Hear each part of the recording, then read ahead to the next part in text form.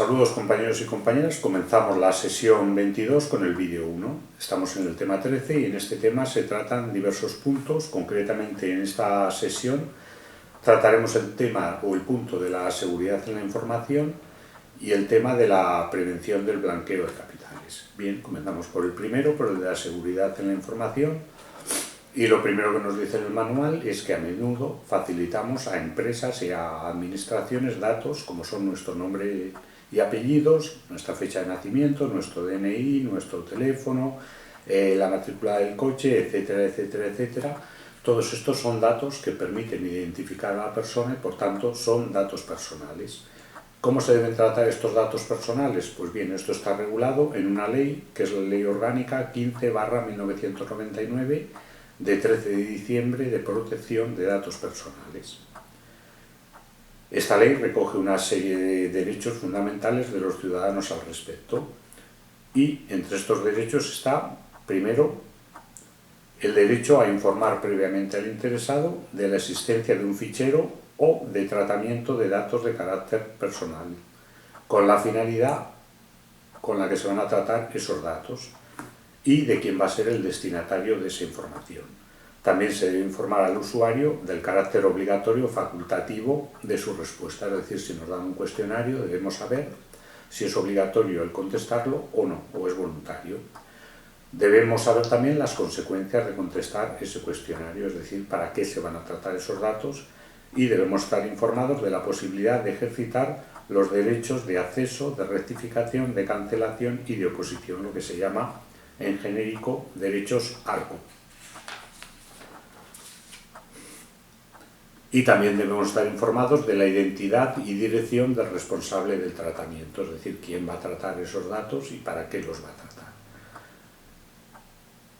Nos dice que cuando se utilicen cuestionarios u otros impresos para la recogida figurarán en los mismos de forma claramente legible las referidas advertencias. Hemos hablado de 4 derechos del usuario: derecho de acceso, de rectificación, de cancelación y de oposición, y debemos saber qué significa cada uno. El derecho de acceso es el que permite al ciudadano conocer y obtener gratuitamente información sobre sus datos de carácter personal sometidos a tratamiento. El derecho de rectificación es el que permite al ciudadano corregir errores, modificar los datos que resulten ser inexactos o incompletos y garantizar la certeza de la información que va a ser objeto de tratamiento. El derecho de cancelación es el que permite al ciudadano suprimir los datos que resulten inadecuados o excesivos, y el derecho de oposición es el que permite al afectado que no se lleve a cabo el tratamiento de sus datos de carácter personal, o si ya se están tratando, que cese el tratamiento de esos datos. Bien, y hay una serie de conceptos que define la ley en esta materia, como es, por ejemplo, el concepto de dato de carácter personal, que nos dice que es cualquier información relativa a una persona física identificada e identificable. El concepto de fichero, que es un conjunto organizado de datos. El concepto de tratamiento de datos, que es la recogida, grabación, conservación, elaboración, modificación, bloqueo, cancelación, comunicación o cesión de datos personales, es decir, agrupa todas estas fases. El concepto de responsable de fichero, que es la persona que decide sobre la finalidad, el contenido y el uso del tratamiento de datos, y el encargado del tratamiento, que en este caso es la persona que trata esos datos personales. Con respecto a estos, son conceptos genéricos que afectan a todas las empresas e instituciones y que deben respetar todas las empresas e instituciones cuando tratan datos de carácter personal.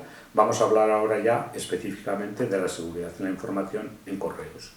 Y nos dice el manual que la seguridad de la información se define como la preservación de la confidencialidad, de la integridad y la disponibilidad de la información.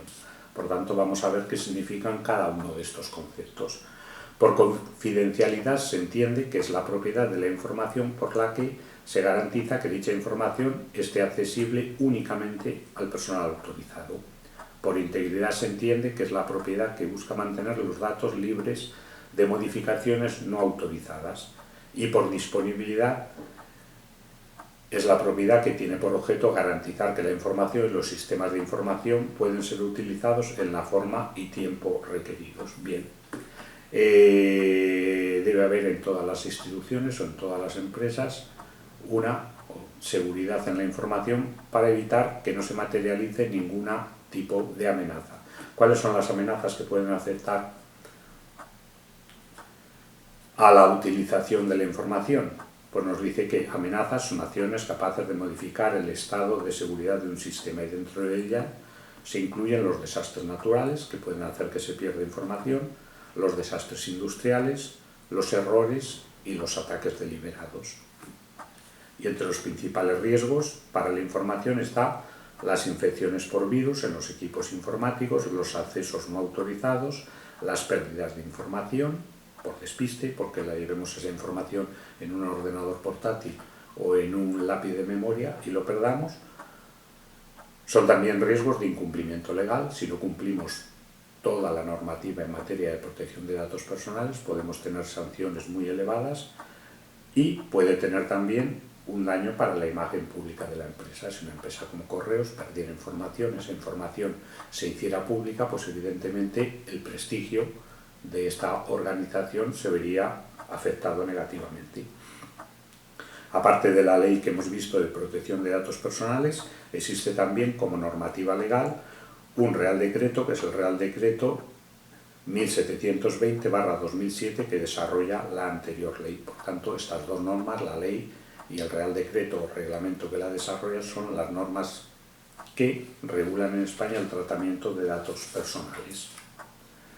Y nos dice que este Real Decreto nos cuenta que impone al responsable del fichero, es decir, en este caso sería a Correos, adoptar las medidas de índole técnica y organizativa necesarias que garanticen la seguridad de los datos de carácter personal. Y estas medidas se aplican atendiendo a 3 niveles de seguridad. Todos los datos personales deben cumplir un nivel básico de seguridad, todos los ficheros que contengan datos personales. Además, deben tener un nivel medio, es decir, un nivel más elevado, aquellos datos personales que afecten a infracciones penales y administrativas, a datos de la hacienda pública, a datos de los servicios financieros, de la solvencia patrimonial de cualquier persona o a la evaluación de la personalidad. Y deben tener el nivel de confidencialidad alto, es decir, el máximo nivel, aquellos datos que afecten a la ideología de las personas, a su afiliación sindical, a su religión, a sus creencias, a su origen racial, a su salud, a su vida sexual y a fines policiales sin consentimiento. Aparte de la normativa legal, aquellas empresas que quieran poner o que quieran instalar dentro de ellas unos estándares altos de seguridad en el uso de la información, pueden recurrir a normas técnicas. Y dentro de estas normas técnicas, la principal son las normas UNE-ISO de la familia 27000, 27001 y 27002, sobre sistemas de gestión de la seguridad de la información y sobre códigos de buenas prácticas para la gestión de la seguridad de la información. Bien, que nos suene que son normas técnicas a las cuales se someten voluntariamente aquellas empresas que quieren tener unos altos estándares de seguridad en la información dentro de ellas. Bien, nos dice el manual que la norma UNE-ISO 27001 se basa en el modelo de planificar, hacer, verificar y actuar. Es decir, montamos un plan, lo ponemos en práctica, verificamos si se está cumpliendo y hacemos después las acciones correctoras que sean precisas. Y seguimos, y el manual nos cuenta que a nivel de Correos hemos de tener en cuenta directrices básicas de seguridad que deben estar presentes en nuestro trabajo diario como empleados, relativas a los siguientes aspectos: al acceso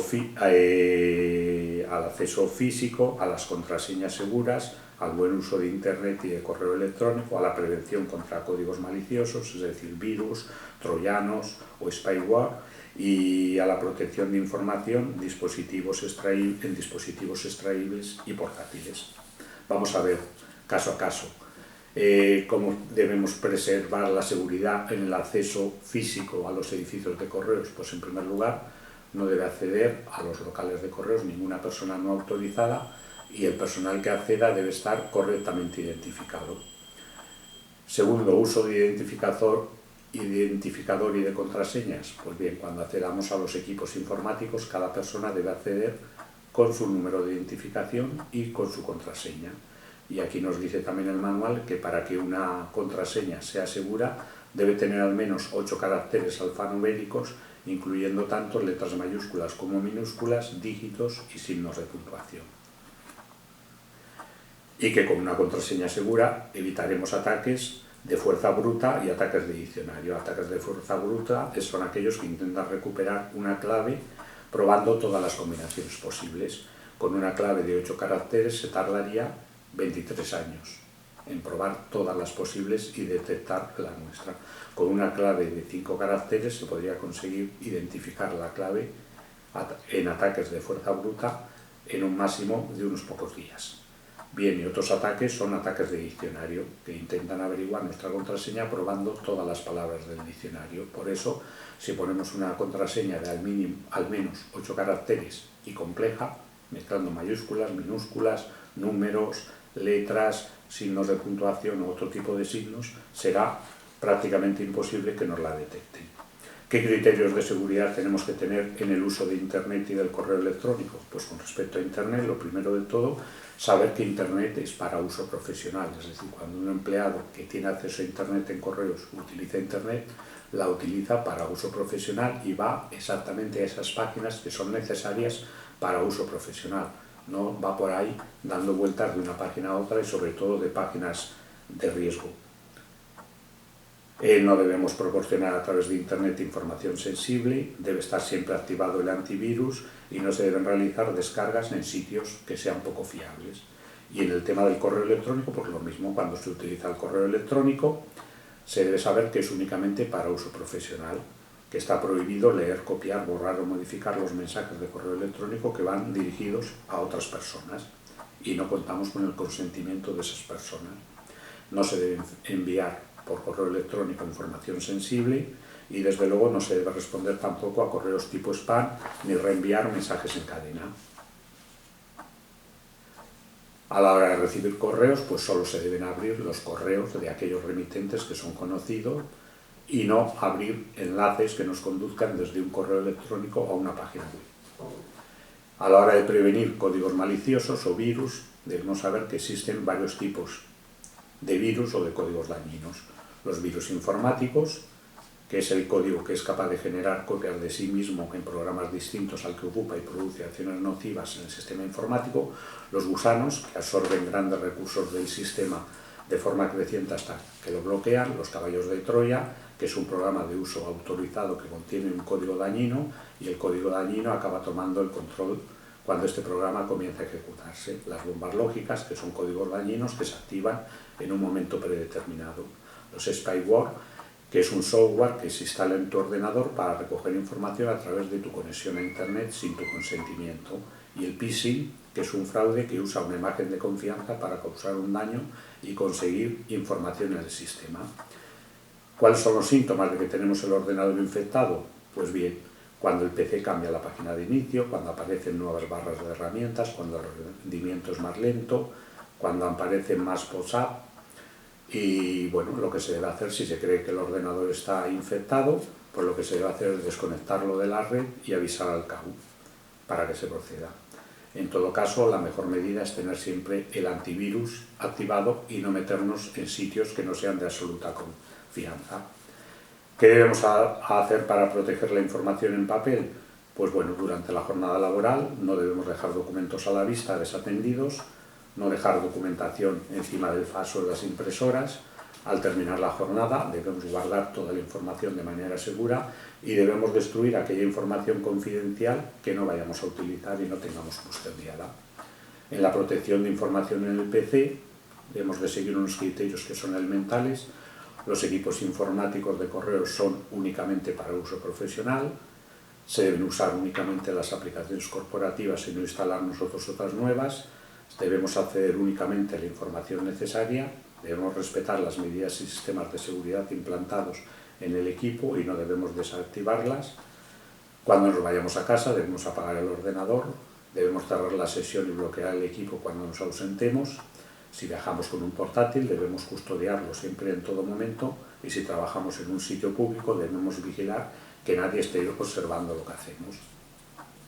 En materia telefónica, ¿cómo debemos guardar la información o protegerla? Pues utilizando siempre aparatos corporativos, bien sea teléfono fijo o móvil, y evitando mantener conversaciones confidenciales por teléfono o en sitios públicos. Protección de información en equipos extraíbles, en PENs o en portátiles, pues utiliza solo dispositivos facilitados por la organización, no copies datos confidenciales en estos dispositivos y en el caso que llevemos información sensible en ellos debemos intentar que la información vaya cifrada. Bien, y como política de seguridad nos dice que la política de seguridad de la información de una organización es la declaración de compromiso de la dirección con la seguridad de la información de acuerdo con los objetivos del negocio y la normativa vigente. Bien, esta política de seguridad debe estar expuesta en la intranet, en Conecta, y debe ser conocida por todos los empleados. Y como resumen de todo lo que hemos visto, nos dice que deberíamos respetar en todo caso un decálogo de seguridad del cual voy a destacar los criterios que me parecen más importantes. En primer lugar, que como hemos dicho, los equipos de correos son solo para uso profesional, de la misma manera que debemos acceder solo al correo electrónico o a Internet con fines profesionales. Debemos cerrar la sesión y bloquear el equipo cuando nos ausentemos, debemos proteger nuestros equipos y el acceso a los mismos con contraseña, debemos comprobar siempre que está activado el antivirus, no debemos utilizar software o programas que no hayan sido proporcionados por correo, debemos cumplir la normativa de seguridad, debemos identificarnos como empleados de correos que somos de manera visible en cualquier centro de correos, debemos guardar la información de manera adecuada y en el caso de que se produzca cualquier incidente de seguridad debemos ponernos en contacto con el centro de atención al usuario, con el CAU, que ellos sabrán exactamente cómo se debe proceder y nos darán las indicaciones oportunas. Bien, hemos visto la primera parte, que es seguridad en la información, hacemos un pequeño descanso y dentro de poco reanudamos la sesión con el tema de la prevención del blanqueo de capitales.